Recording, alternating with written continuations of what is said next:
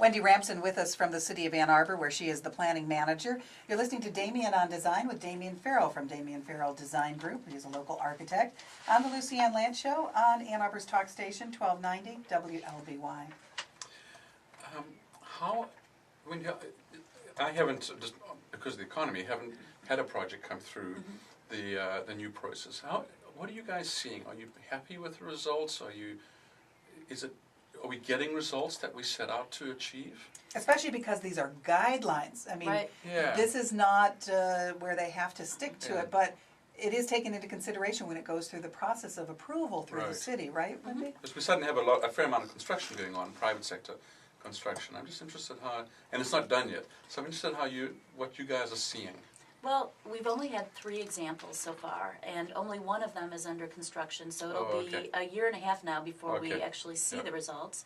But I would say on that one, it's the Varsity project on Washington Street, downtown, student housing high-rise. In that case, the architect did make some adjustments to the design on Washington Street for the plaza area, how that read from the street. There's a walkway connection on the east side of the building connecting Washington and Huron, and they made some adjustments based on the recommendations of the Design Review Board. On the Huron Street side, there were suggestions for changing the treatment such that there's a door opening to an underground parking structure.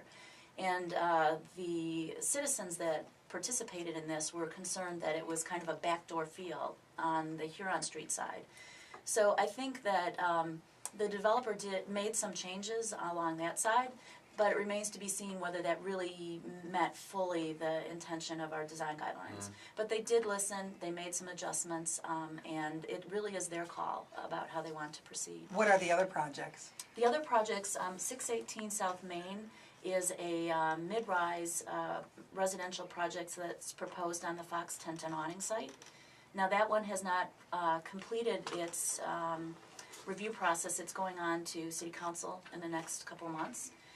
But in that case, the designers made some fairly substantial changes to the design. In that case, the Design Review Board said coming north on Main Street towards the downtown, there's kind of a dip where the site is, and then you go up a hill. Oh, there is, that's right. And they really thought it was very important to look at that, what would be the southeast corner of that site, as having like a shoulder or some type of, first view as you're heading into the city. And so they went back and rethought how to put the windows and how to treat that corner. In many respects what you're talking about, if I were an architect, a designer of these buildings, I would welcome that kind of input, because these are locals who really know the community, and the person doing the work may not necessarily. I look at it as free help. Is that, well, and in my opinion, I think these are good practices. Well, what came out of the process. Right. I mean, we were doing Tear on Ashley, if you recall, designed while this process was going on. And, as a local anecdote, Calthorpe's former partner was Doug Kelbar, who was the former dean of the School of Architecture. And I think, and kudos to Doug very quickly, probably the most engaged head of architecture and urban planning that I think certainly I've seen in my time. And Doug was fantastic. I mean, he came out on his own, spoke at public meetings, was a great source, and he and Calthorpe were really regarded as world class. I mean, they were at the top of their game. So we had some tremendous people with tremendous experience. And again, these are the people that were helping us put all of this together in the early stages. Yeah. So we were dealing personally with a project that was very deliberately a very contemporary modern building, but right up against a historic building, or a series of historic buildings. And so in listening as this process was happening, we were responding to particularly the street level design, the first 2 floors. And I am very happy, even though we haven't built it. It will get built, and it's got its building permits and all of that stuff. But it was a very good challenge to take the materials, the shapes, the scale of the historic buildings next door and bring that to the base of a very contemporary building. And I personally, there was nothing about what we came up with that was a frustration or I felt a give or a compromise. This is good stuff. That's because you're a good designer. Ah, very nice. You know, I will say there was some hesitation, I think, on the part of the design community about having lay people critique their designs. Right. And one of the great solutions that council, when they appointed the design review board, they put people with that expertise on the board. So we have architects, planner, landscape architect, and also a contractor and a developer. So people who kind of deal with the tail end of the development process, and you know, so you have that range. That's nice. So you've got some very well-respected people Right. who are helping to make and these decisions. you've been engaged in this process Right. and therefore educated by it. What determines if a project has to go before the design review board? If it is a major project, so it is something that will need to go to council for city, or for their approval, then that triggers the need for design review board. One example of a smaller project that did not trigger is on the U of M Credit Union building, the former Ann Arbor News building. They did a small addition at the third floor, and they just carried the design of the existing Right. building around.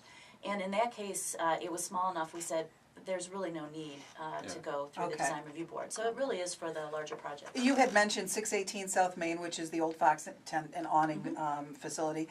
The Varsity on Washington Street. Was there a third one The that's? third one is the AATA Blake Transit Center. They just came last month for their design review piece, and they are getting ready to submit for site plan approval. They are a public entity, so they're Right. not really required to meet our review process, but they have said that they want to. They want to follow that. University of Michigan doesn't have to follow any of this. Is that correct? Yeah, that's correct. The university is separate, but I would say the So, university say has... Damian and Wendy with wry smiles. I will say, they have a very rigorous internal design Yeah. review process, and if you can remember back to what's now North Quad, the original design for that building was quite contemporary. Yes, it was. And they had gone through that vetting process internally, but then the regents, when they looked at it, they said, this doesn't seem to fit our expectation for this edge of the campus. So even they went back to the beginning Great. and started over. And I Well, think that that, was that turned out beautifully. I Yeah, think. and the incorporation of a piece of the old high school Right. and of high school. And as someone who into spent that. her whole college career at the Freeze building, Oh, I really okay. appret what they Yeah. were able to I think it's a very accomplish. handsome solution. Yeah, I do too. It's very traditional, obviously, which is, and as a closet modernist, I like the modern building, but I think it's a beautiful building. And I mean, really, the campus has so many old traditional buildings that have aged so well. Right, and it's And interesting to it's- see the new law education building. Brand new building, but still, reflects the law quad, and that's really hard, I imagine, as a designer to pull off. Right. Oh, yeah. Because, that a historic building, Yeah. you want to reflect those pieces without making it look like it's old. Yeah. Well, this was a long time coming. I remember A2D2 and the charrettes that they held and community Yeah. participating in what they wanted to see and all the design of downtown. And I think it's been very successful. Oh, Yeah. good. Well, we will see in the next few years as these buildings go up, whether we get the refrain of no ugly buildings, whether that goes away or... Great talking with you today on Damian on Design. Wendy Rampson, Planning Manager for the City of Ann Arbor. And I've admired your work for many years, having worked at the city myself and watched you work. And you have just been one of those great stewards of our community. I agree. Appreciate Yeah, that. yeah, So absolutely. thank you. Wholeheartedly. Yeah. And Damian Farrell from Damian Yeah, Farrell thanks for Design coming Group. on today, Wendy. I know what your schedule's like. It's great to have you. It was Thank fun. you. And you're listening to the Lucy Ann Lance Show on 1290 WLBY.